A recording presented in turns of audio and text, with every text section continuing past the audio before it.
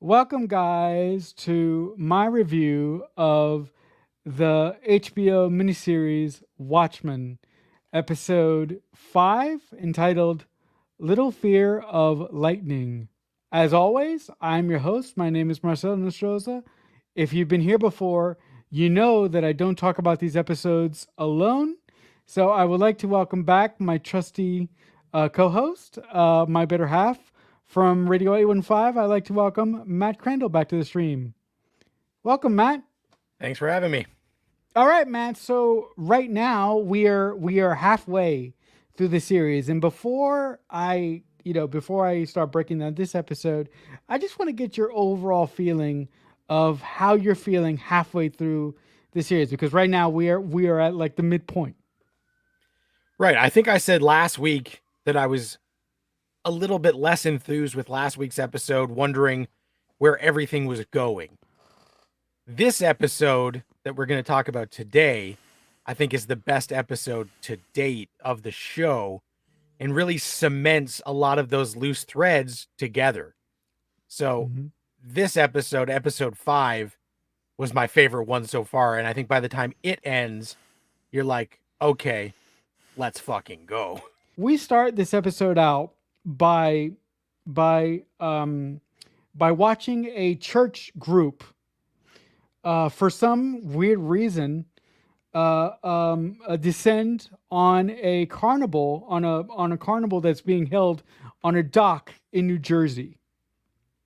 And this church group lands at the carnival, and the preacher, or the adult leading the church group, hands out a bunch of pamphlets, and he says to the boys, "Spread the good word before the clock reaches midnight." So we understand that there's a ticking clock about to turn to midnight.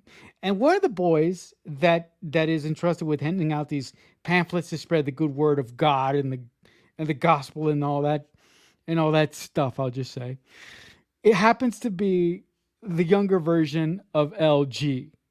So LG walks through the carnival, which looks awesome. There's lights everywhere. There's 80s music. There's people having fun. There's people making out. But one of the groups that LG decides to say, "Hey, here's the word of God. Be safe with the end of the world coming on and stuff." One of the groups that he decides to, convert for some reason, happens to be the same group, or these people are wearing the same clothes as the group from the original Watchmen comic, the same guys who beat up the original Night Owl from the comic. So I thought that was very, very cool. But what ends up happening is they obviously reject Wade's offer of giving him the pamphlet, and Wade gets a really, really cool invitation from a girl to go into a house of mirrors. And basically, what this girl is going to do is she's going to help him lose his virginity. So she convinces him to strip down to, his birthday suit, and just leaves him there. And he starts freaking out, almost crying, talking to himself that he's a worthless piece of crap because he just fell for it. And then all of a sudden, we hear this ringing coming from outside, and all the glass in the fun house break, and then darkness. And when Wade wakes up, when he steps outside of the fun house, it turns out that a nuclear event just happened. And that is when we get one of the best shots of the whole series so far. So Wade looks around for his clothes, because the girl that left him in the fun house took his clothes. And it turns out that everybody outside of the fun house is dead. And Wade picks up his clothes, and he just starts going, "What happened? What happened?" And he starts screaming. And as he starts screaming, the camera does a really, really cool move. It pulls back from the carnival on the boardwalk in New Jersey, all the way to New York City, where New York starts playing.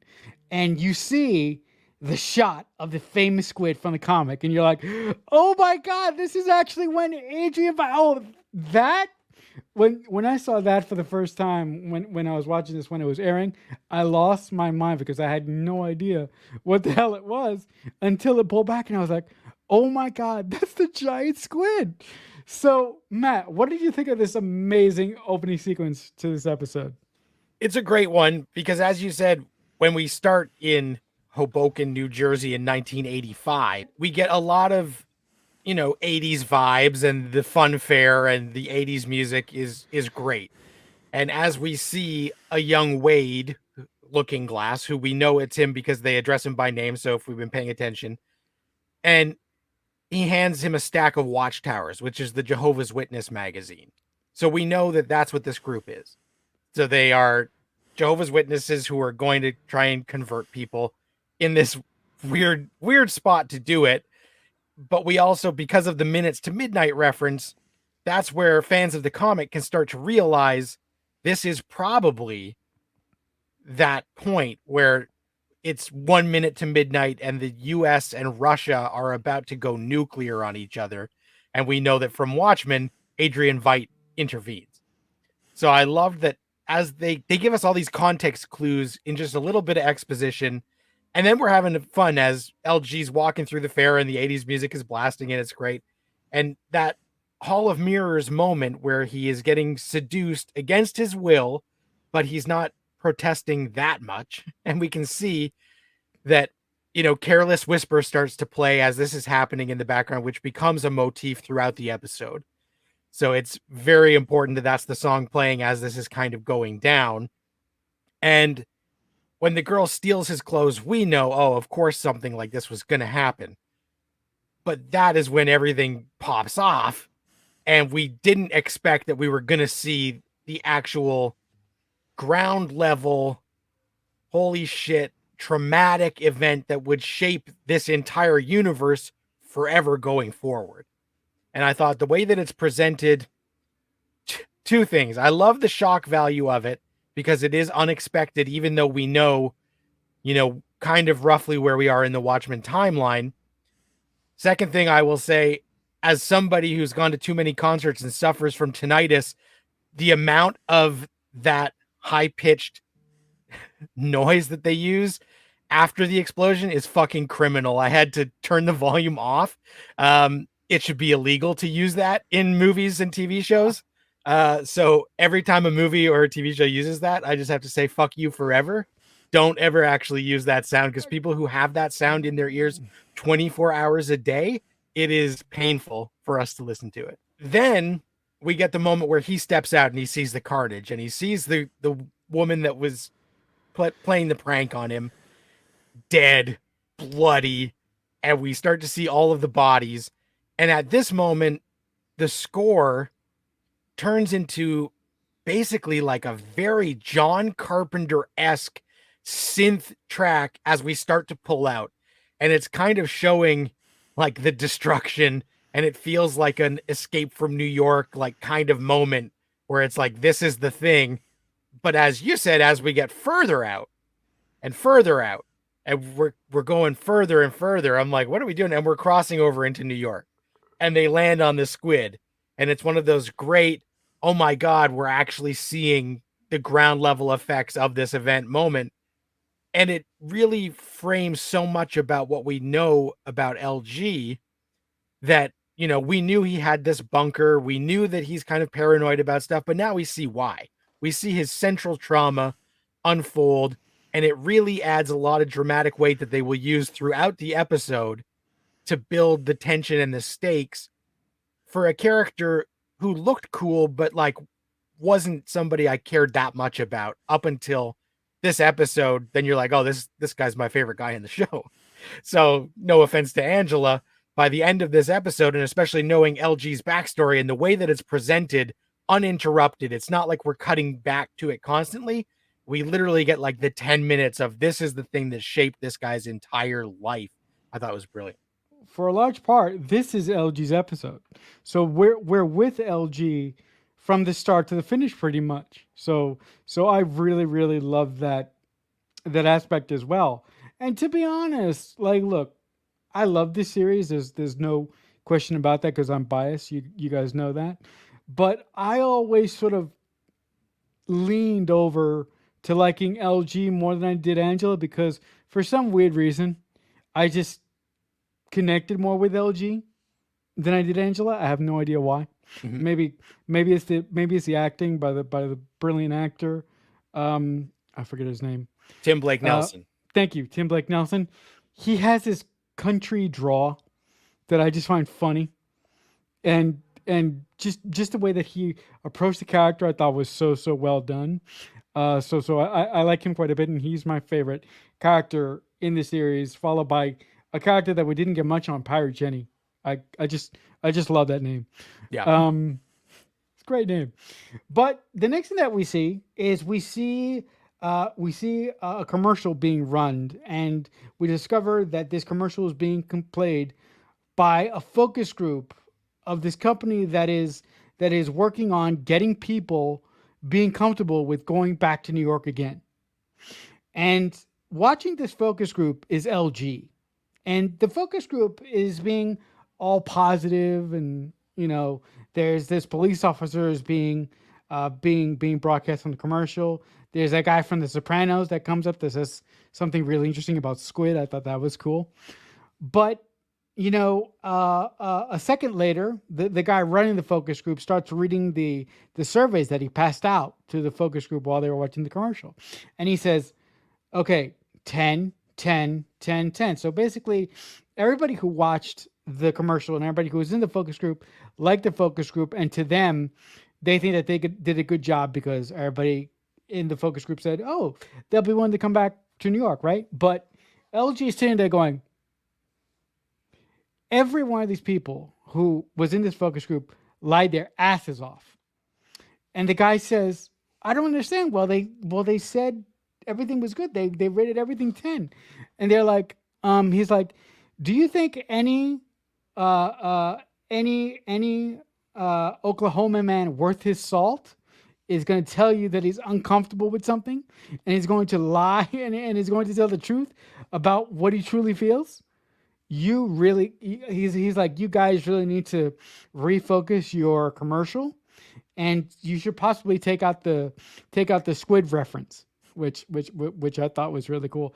But I also really like this because it showed us what LG does in his off hours and what he really does like for a second job.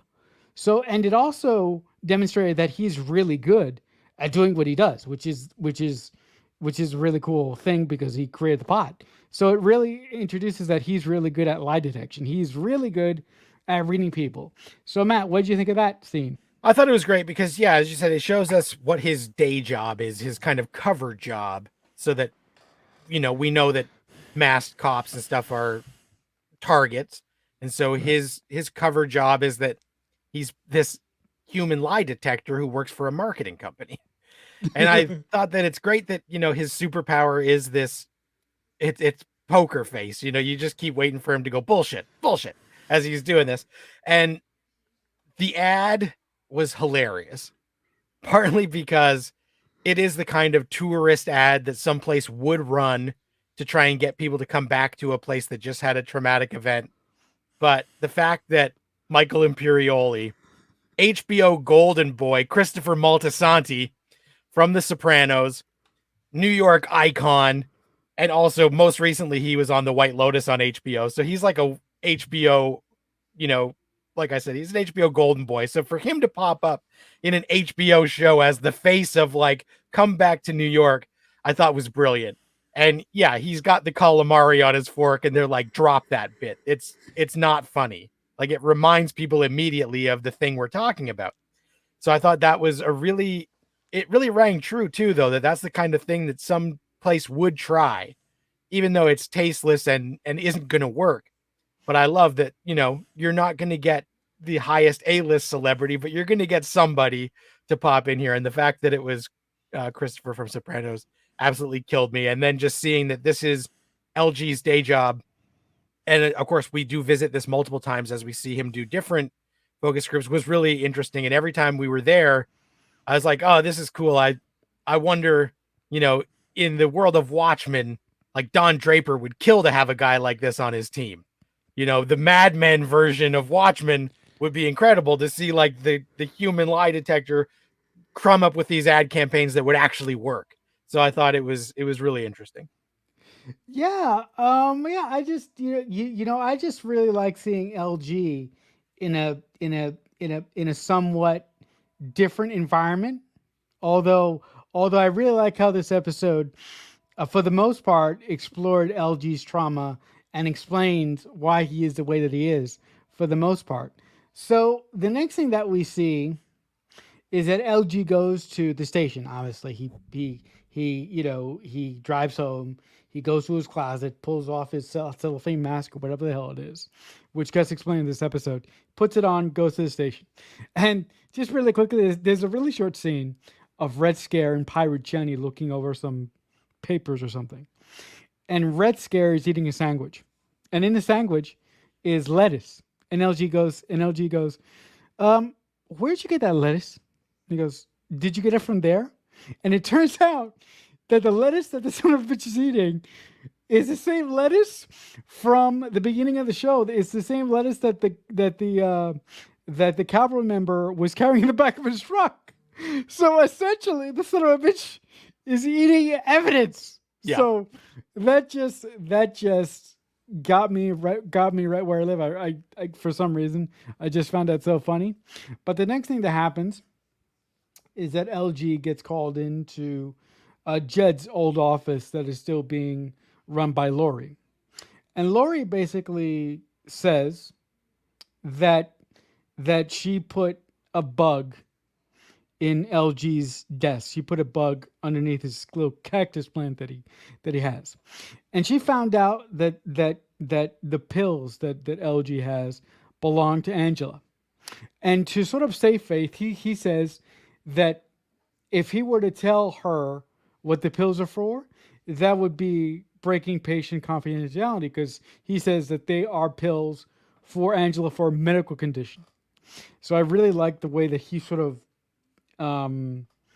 like protected Angela, but sort of like lied to save face, which I thought was really interesting. The other thing that really annoyed me is that Lori is supposed to be a good cop, but like it really pissed me off that she would bug another policeman's desk without telling him because I'm like, don't you trust anybody?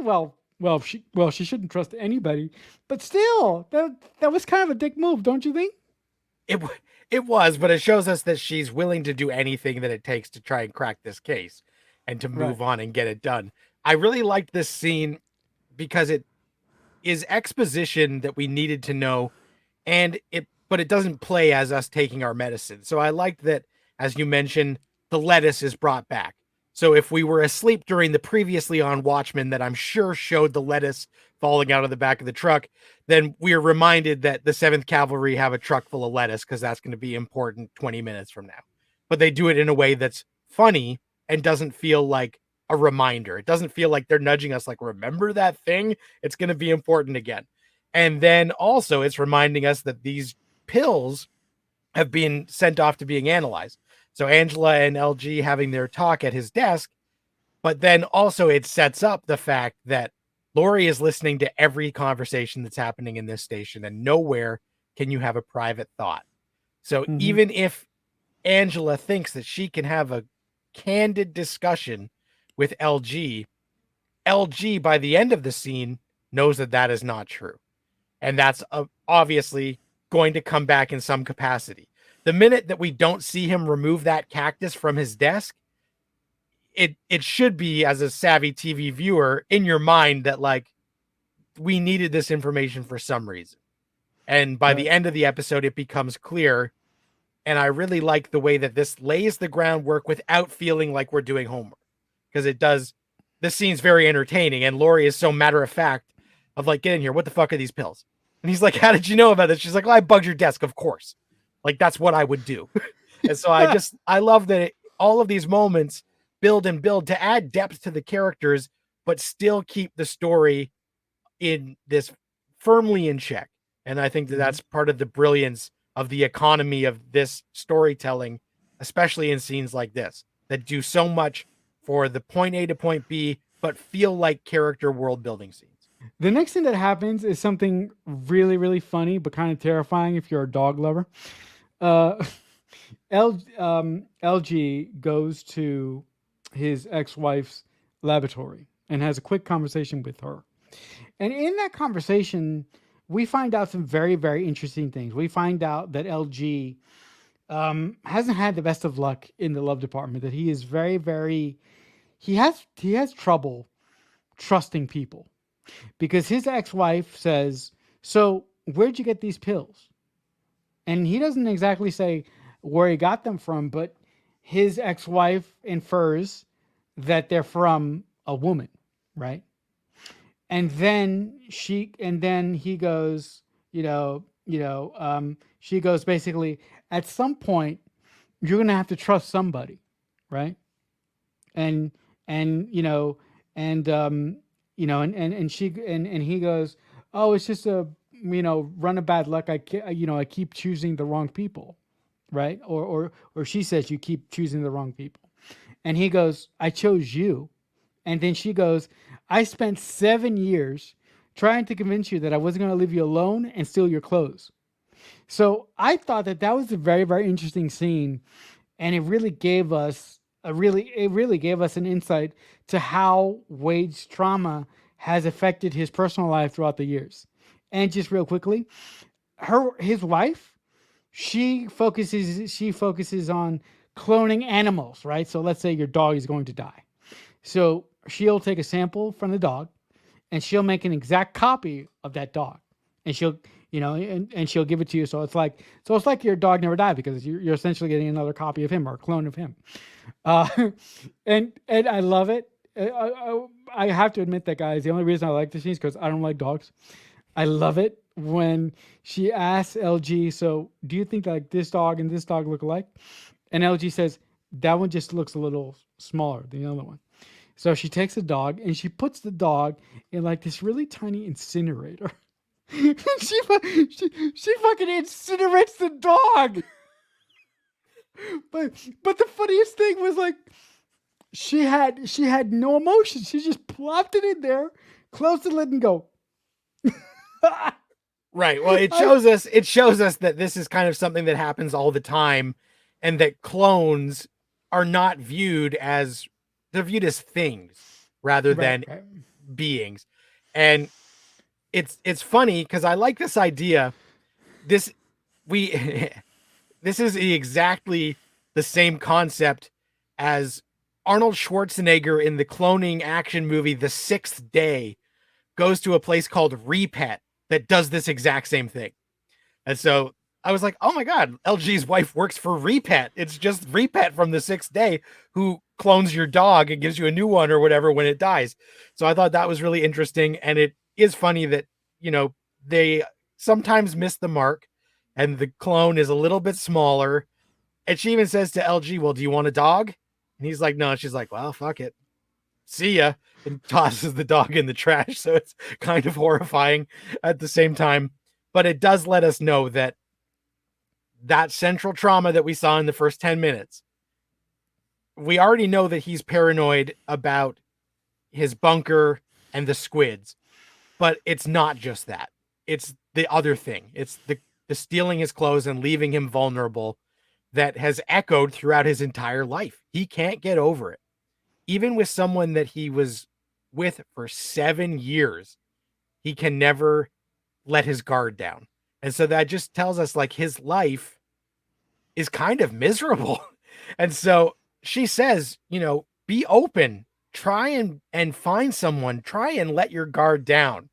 And of course, this is going to lay tracks for what's going to happen in the rest of the episode, where he's going to try and take this advice, and it's going to lead to one of the biggest revelations of his entire life that is going to change everything. But I thought it was a really good scene. And the key information that we find out is that these pills are a drug called nostalgia. And what nostalgia is illegal to take them. People can take their memories out and put them into pill form, and other people can ingest them and get those memories. But it's very dangerous. It's not something that people should do. It can fuck you up.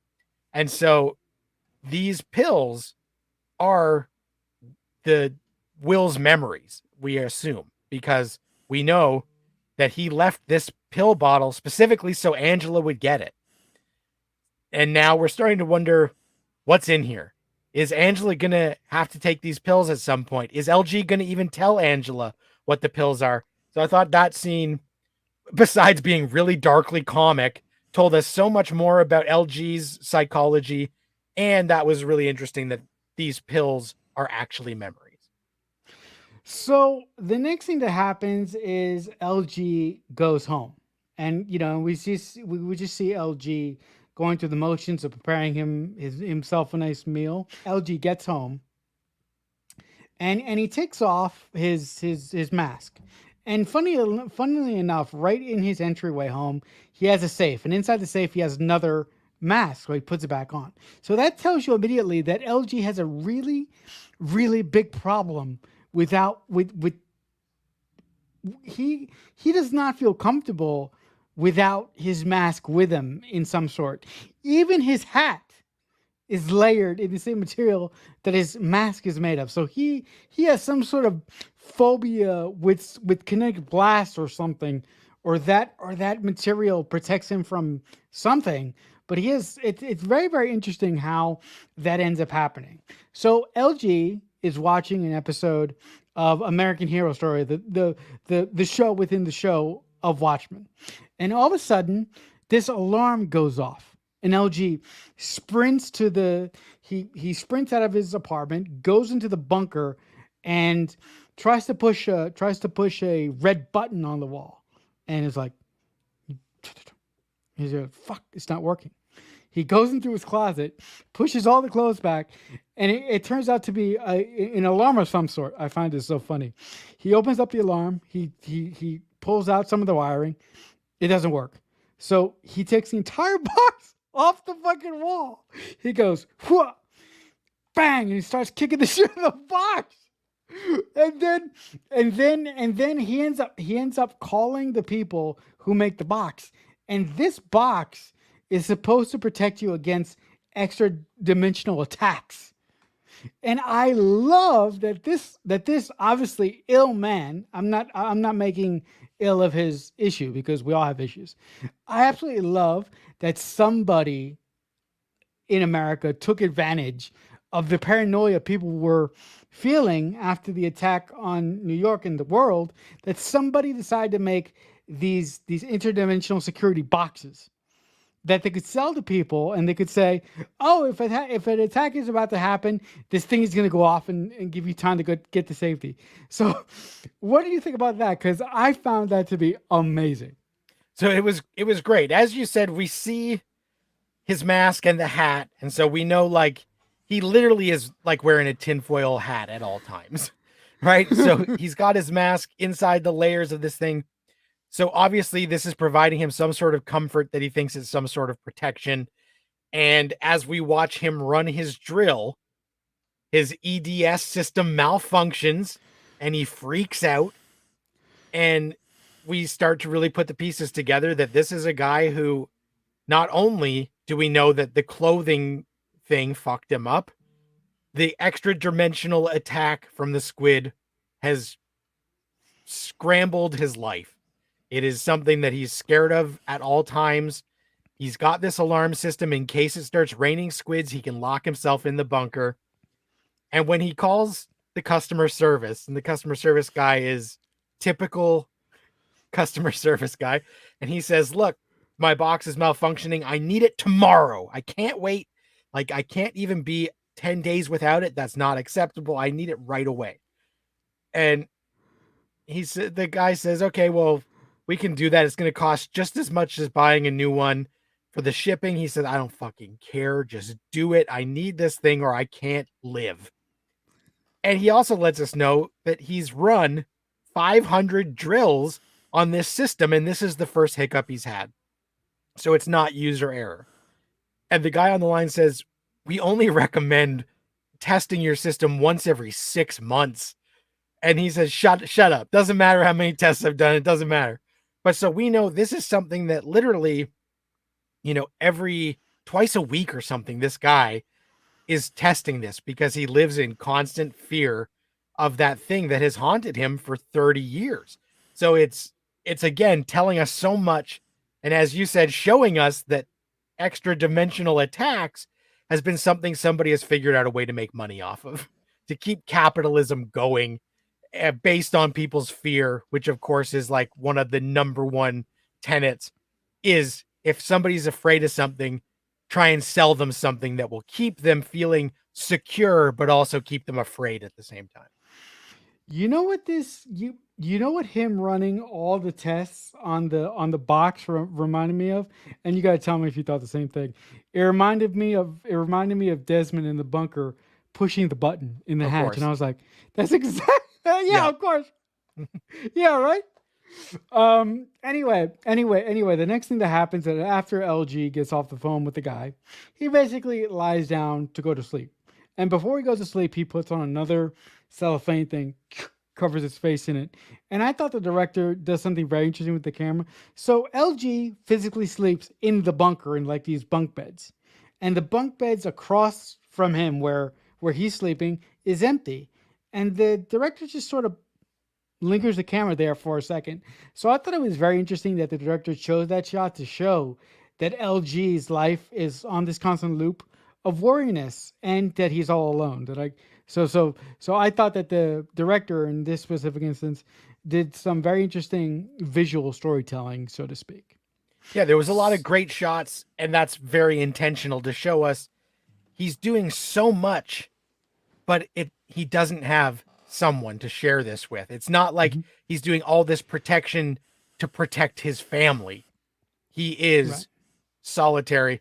And I think the direction of this episode is some of the strongest. There are lots of great shots and interesting camera angles, and it was directed by Steph Green, who has now been recruited and did some episodes of Book of Boba Fett and Mandalorian, and she has really set off on a great career trajectory thanks to Watchmen. But right after that, we actually catch up with our good friend Adrian Veidt. So as I've been doing for a couple episodes now, I'm just gonna kick it over to Matt. So Matt, do you want to tell us what our good friend Adrian Veidt is up to?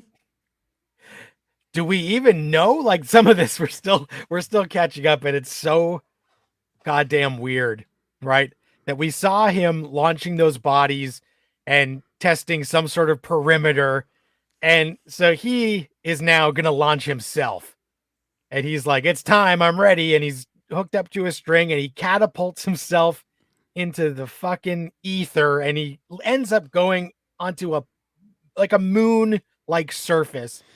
And he is on some sort of moon, and all of the bodies of his dead clones are there, and he starts arranging them, and it's played out in like this ballet like dance fashion of him doing this work, and he's exhausted and he's done the work, and we see as he watches and a satellite passes overhead with a camera, and we pan out and see that he has arranged these bodies to say save me. So he's calling out for help to someone, trying to let someone know that this is where he is.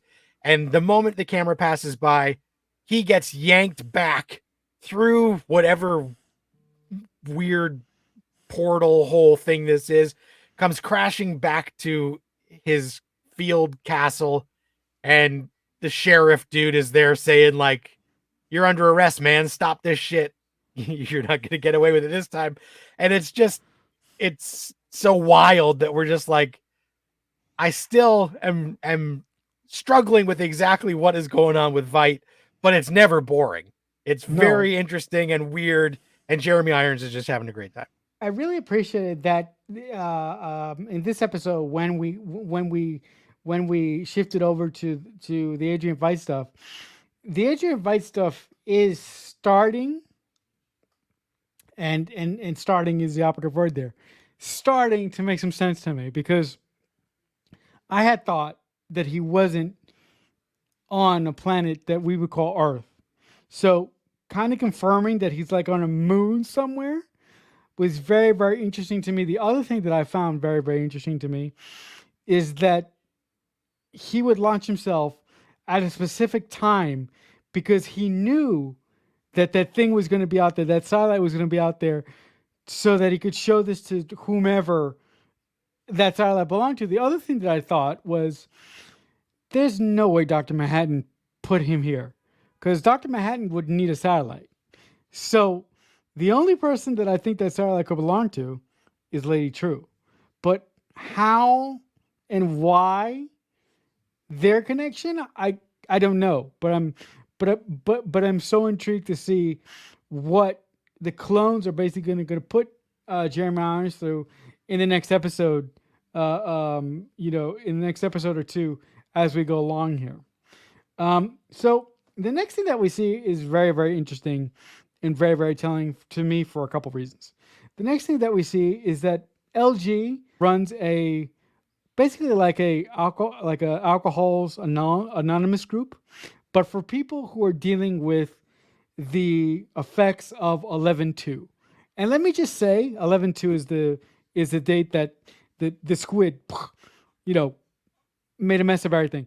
Let me just say that for the date to be 11/2, I was like, well done. I don't know if that's in the comic, if that date is in the comic, but that day was so close to an actual tragedy in our real lives that I was like, nicely done. I like that a lot. Anyway, so LG runs this help group for people who have been affected by the acts of 11/2 when the squid fucked up everything. And I really like that he is actively trying to help the people in this group. But the funniest thing that I was thinking while he was giving people advice, every piece of advice he was giving to these people in this group, I was like, dude, you're a hypocrite, because you're giving them advice of which you're not following. So it's like you're trying to help these people out, but you're not even helping yourself. Because if these people knew what was under your hat right now, these people would walk right out. So I just found it very, very interesting how he felt that he needed to help people, but he couldn't help himself when it came down to it. So Matt, what did you think of that whole group, that whole self-help group that LG had? Yeah, I thought it was fascinating that we see, even though we know he's not over it and he's not okay, he is at this group leading it and trying to give advice that he's not necessarily taking himself, but that's part of his coping mechanism, is to remind himself that even though he doesn't have a family, he is not alone in this feeling of unease because of this event, and learning more that 11/2 has rippled throughout. And especially because of where he is, it's not like this is a support group in New York. This is all the way in Oklahoma. There are people who have to go to this because this has been such an event that has rippled, that the generational trauma is extending. So I thought it was fascinating. And of course, we do meet a new person who has come to the group that immediately I'm like, okay, Paula Malcolmson, Trixie from Deadwood, who was also Colleen on Lost and was on an episode of Fringe. So this is a person who obviously is familiar with this creative team. So I was glad that she was here, and her character, obviously, by the end of this episode becomes vitally important. Yeah. No, actually, Matt, this is the one time I clocked it. When she walked in, I was like, that's Colleen from Lost. I clocked it this time. But when she walked in, I was like, there's no fucking way that this woman is just here for, like being a simple background character. Anyway, LG and her end up going to a diner, and I love the conversation that she has with LG. So LG tries to figure out what she does, and she tries to tell him lie after lie after lie, and LG goes, "No, that's not what you do. No, that's not what you do. No, that's not what you do." And at one point, she says, "So, you know what I was doing on the day of the attack? I was watching this movie, this Steven Spielberg movie about this about this horse, right? And she goes, this entire movie was filmed in black and white, but there's one scene that has color in it. And when this one scene started playing, that's when the attack started to happen.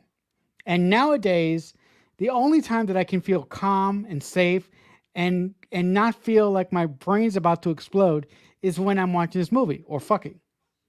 And she says, "How come everybody else hasn't lost their minds yet?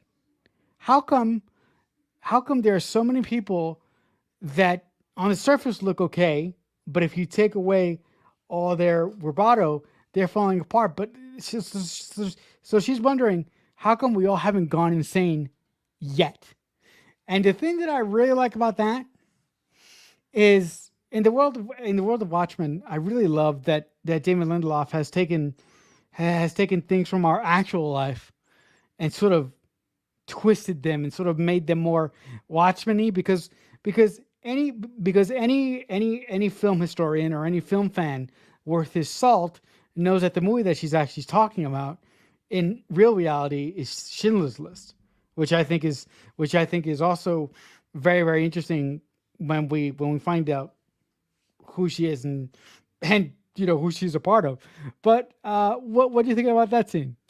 So I thought that scene was great because we see LG see through her BS, but also it feels a bit like she's testing him. She's testing him to see how his detector is. And that's why she tries a couple different fake things. And as they talk and she says, "This is what caused my trauma. And I know I wasn't there and it's going to sound stupid, but this is what it was, is I was watching this movie and whatever." And the fact that, yes, they mention it's a movie directed by Steven Spielberg, and it's not about a horse, but it's called Pale Horse because that was the name of the band who was playing at Madison Square Garden on 11/2, the night that the events happened.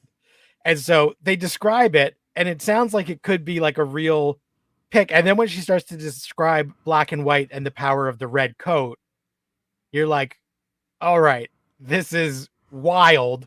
I enjoy it, but also it's trying to tell us, for a lot of people, 11/2 has the significance of the fucking Holocaust. So much so that Steven Spielberg, that was his big dramatic Oscar film, not this other thing. So that, if we were wondering, is 11/2, the Watchmen equivalent of 9/11, it's actually even worse because the Holocaust is, I don't think anybody would argue, is worse. Like, more stuff happened, both horrible, but it's showing like how bad 11/2 is in this world in such an economical way that we immediately get it. And it also is showing us that like pop culture still kind of works in the same way. And I like that. And it just really humanizes LG that he thinks he has found someone with a similar trauma, even though it's presented much different. And we can see the way she's talking, like, the only thing that makes me forget it is watching Pale Horse or getting ridden like a pale horse. And you're like, holy shit. Okay. Like she's really laying it on. And we know that LG has been lonely. So we're starting to wonder where this is going to go. The next thing that happens is that she's a little bit tipsy, obviously, and LG offers to take her home to have a really nice romantic moment outside of the bar that they just came out of, and they're pussyfooting around. So, the easy money for me was like, well, LG's gonna get lucky there. There's no way that he's gonna walk away from this situation because, like Matt just said, he's lonely. But that doesn't end up happening. What ends up happening is that she gets picked up by an interesting truck that has an open back and it has a thing over it. So the minute I saw the truck, and the minute I saw the back of the truck, I was like, wait a minute. But the truck drives off. LG goes to his car, and as the truck is driving away, the truck drops something from the back, from the bed in the back. And what it drops is a piece of lettuce. So you're like, holy shit, that means that truck is cavalry, and that means that woman is cavalry. So LG stupidly, very stupidly, calls it into the dispatch, and he says, "Listen, did we ever recover the truck that had the lettuce inside of it from the cavalry?" And the dispatcher says, "No." And then LG just does something so stupid. He goes, "Never mind, I'll call you back." And he follows his truck all the way back to, if you guys can remember, in our pilot review of this series, the Seventh Cavalry send the police a recording, and in that recording, they're in some sort of church. What ends up happening is that LG follows them back to that same church where they did that recording that they sent to the police in the pilot episode of this show. So LG starts skulking around very stupidly. Again, this is very stupid. And he starts skulking around and he sees some pretty weird stuff. The cavalry is building some sort of machine. And in that machine, they're throwing a basketball into the machine. And when they throw it into the machine, a couple minutes later, it comes back out, but it comes back out way over there. Or it doesn't come back at all. So the cavalry is trying to, it's like they're trying to build a teleportation device, or like a black hole something. Anyway, the next thing that happens is that LG gets captured, and the same young woman that he met at the bar turns out to be a cavalry member. She speaks to him for a moment. They knock him out, and then he gets led to a room with this giant entertainment system, right?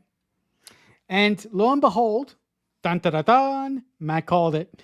Senator Keene walks into the room, and Senator Keene reveals himself to be a member, if not the leader, of the Seventh Cavalry. While they're doing their operations in Oklahoma. So before we get to what he's going to be shown, because that's really big, what do you think of that? What do you think of that lead up to this moment? It's really exciting as we see that LG has this romantic encounter cut short. Then he tracks the truck and he sees the lettuce and he follows them and he radios it in. And we see his new woman friend put on a 7K mask and walk into this like warehouse. And as he follows them in, he grabs the gun out of their truck. So he didn't have anything to arm himself with because it was his night off. And we know that like a lot of these police have to get their guns unlocked to be able to use them. So he grabs a gun out of their truck, which is a key piece of information as he heads in. And he steps into the church from the 7K video, but it's not like a normal church. This isn't an actual church that people just go to. This is part of this giant warehouse that feels like sound stages where people like would record a movie, or it's like a TV studio almost. And we see the basketball arrive and he follows into a room where they are working on an extra dimensional portal and teleporting this basketball. And this is his greatest fear come to life, that people would be trying to mess with portals and opening the gateway to the other dimension, possibly allowing squids or some other alien to come through. So he's terrified and he pulls the gun, and immediately our female friend starts to say, "Oh, good, he's here." And we're like, "What?" And she says, "Wade, we wanted you here. That's why we rigged the truck to drop the lettuce. It was like an elaborate ruse. And this is all for you because we need your help." And he is obviously distressed and he shoots the gun and it's blanks. And so like we're catching up. Like he fell right into a trap. It was a honeypot and he took the bait. And now he's trying to wrap his head around what is going on here, because this is his greatest fear come to life, that someone would be continuing on the work of Adrian Veidt in a way that could bring 11-2 again. And so I love all of this. And as he's sitting in the chair and his world is crumbling and he's spinning, The 7th K member comes in and he says, "Senator, I recognize your voice. You can take the mask off." And the senator's like, "Oh, I didn't even realize I was wearing it." And he said, "Look, this is so important. Me and Judd were working together. He was part of our group because we know that we need to keep everyone in line. And I'm going to show you the truth.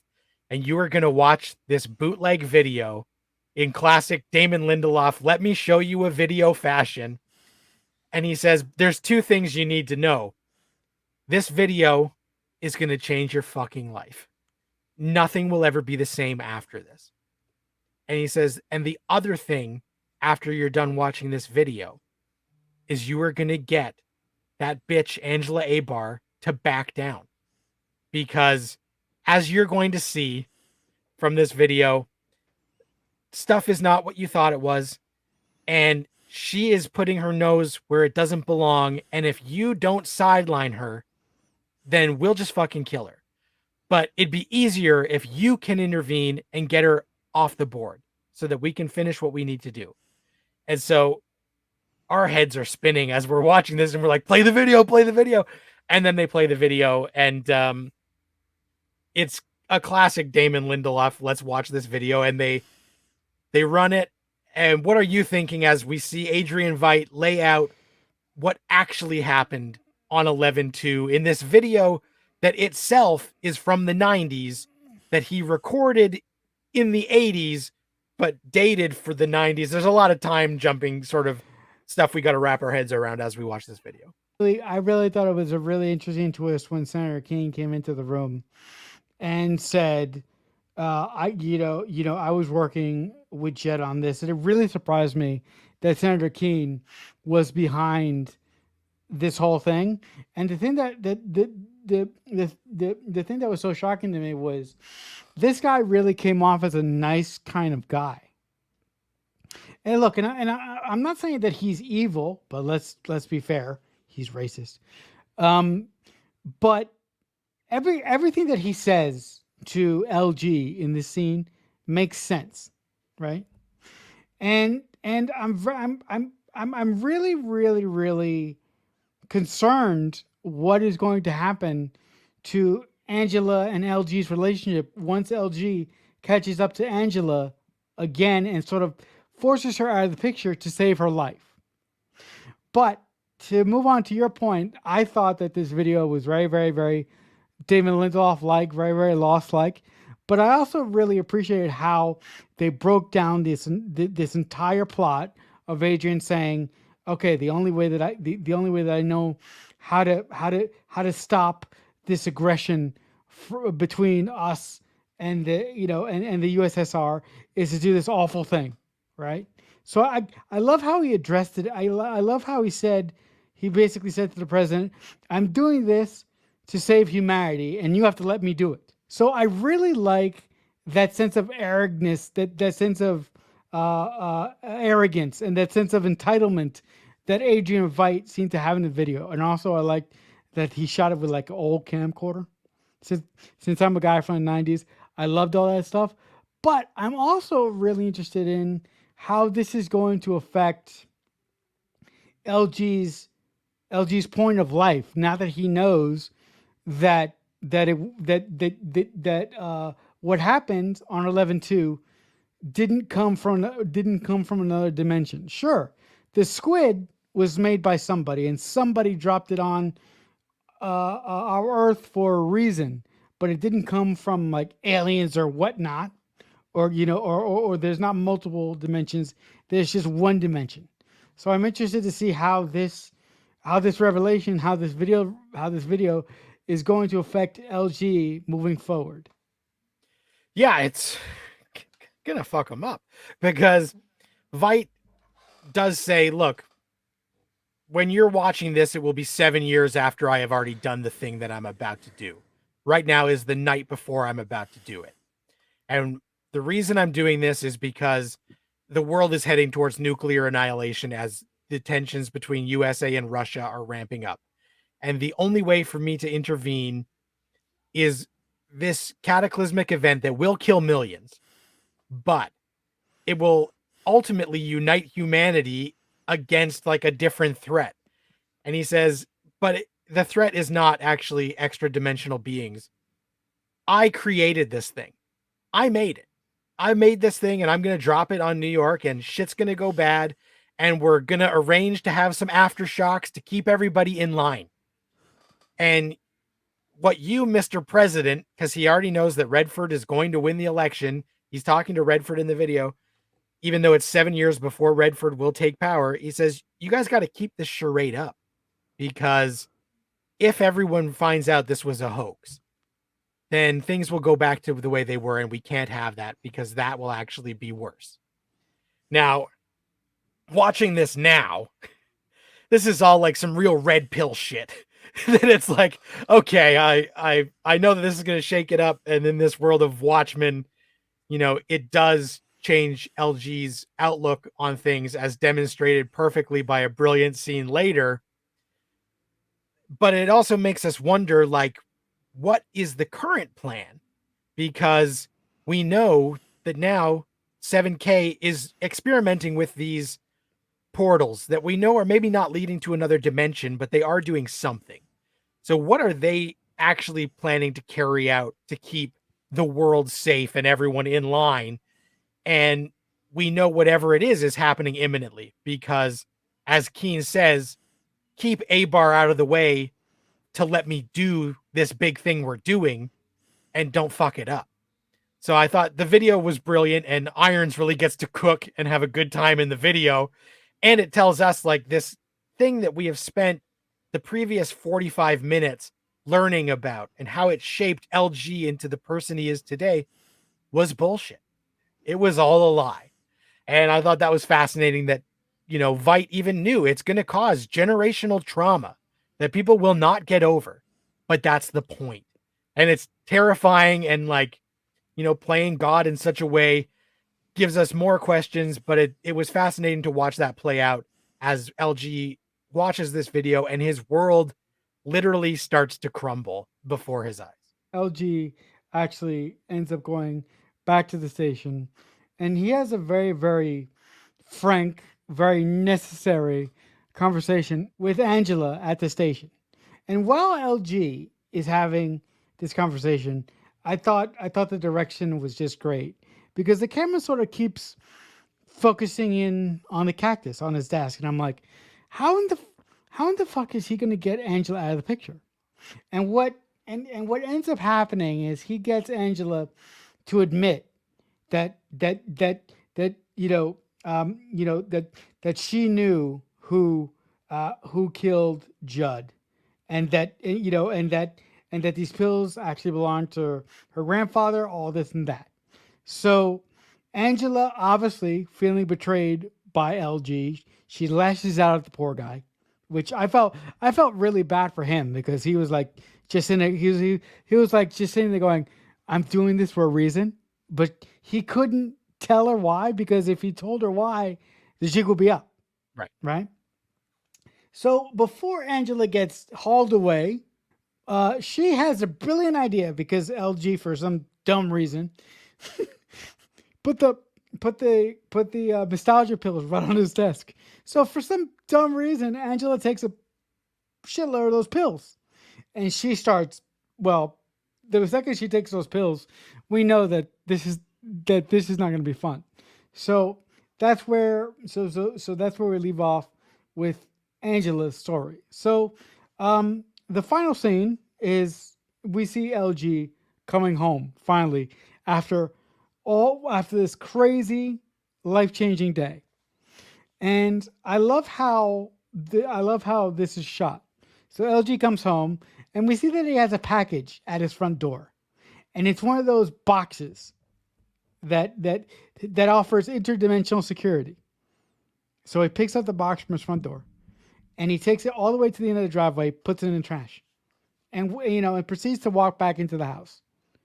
And he closes the door, and you think, okay, he's gotten over this. He's past it now. He realizes that, everything that shaped his life was a bunch of bullshit. He can move on and be happy again. But then he comes back out. He grabs the box, goes back into the house. But that's not the best part. A second later, a truck plows over his trash can. And out of the truck pile out like 4 or 5 Seventh Cavalry members with guns, and they walk towards the camera, and that's it. So I'm like, what in the holy fuck is gonna happen next? Are they gonna kill LG? What's gonna happen with Angela? She just took the pills. What the hell is going to happen? So I thought that this episode ended on such a high that I was like, holy crap! I can't believe I had to wait till next week. But Matt, what did you think of the final scenes in this episode? Yeah, they're great. So as we've been going through all of this, I just want to call out that early in the episode, we had Careless Whisper as the music when LG was in the Hall of Mirrors. Later in the episode, Careless Whisper plays as part of the score. And then in these final scenes, we get a cover of Careless Whisper. I'm never going to dance again because guilty feet have got no rhythm. So I thought that it's interesting that this motif follows throughout the episode because the lyrics of that song kind of hold sway over this whole LG storyline. But as he's in the police precinct talking to Angela, and he says he knows that 7K has said, you got to get Angela off the board. If you don't, we are going to kill her. And that's why we're not going to kill you, because we need you. We need you to do this for us. And he realizes as he sits down, and Angela's like, what are those pills? Did you find out what's going on here? He knows that he can get her off the board in a way that is going to piss her off, is going to make her feel betrayed, but maybe it is worth it if it saves her life. And so he starts to say, these pills are nostalgia. Where the fuck did you get these? Whose memories are these? And she lays it out. It's my grandfather. He's 105 years old. He killed Judd, and I covered it up. And she just starts leaking all of his secrets. And we keep cutting to the shot of him, and he's wearing the mask, and then he's got it down and off. But we keep seeing the out of focus cactus, and we know this is all going directly to Lori. And Angela gets arrested in that moment, but as you said, not before she swallows a handful of pills. Because she's like, fuck you guys. If I'm going down, then I need to know what I'm going down for. So I'm going to risk it. I'm going to take these pills. And so she gets arrested and hauled off. And she feels betrayed. We know that he did it to protect her. But we aren't quite sure if he is over his trauma until we see him get home. And the EDS package that he paid way more than it was worth to have it express shipped is there, tosses it in the trash, but can't let it go. He comes back. Even though he knows the truth now, he can't just cold turkey quit this worry that's still there. And then the cover of Careless Whisper really ramps up as a truck full of 7th K get out at LG's place and friggin' load their shotguns. They're coming after him. This is not going to be a friendly encounter from what we can tell here, because he has done what they wanted him to do. He took Angela off the board, and now maybe they don't need him. We aren't sure. But I thought it was very exciting. And that moment of betrayal with Angela, we know how hard it was for LG to do. She doesn't know yet that that's what it was. It was actually protection. It was because he cared. But I thought that this whole episode gave us such a good insight into LG as a character, set a lot of this mystery box is starting to be opened, that by the time it ends, you're like, oh, fuck yeah, it's on.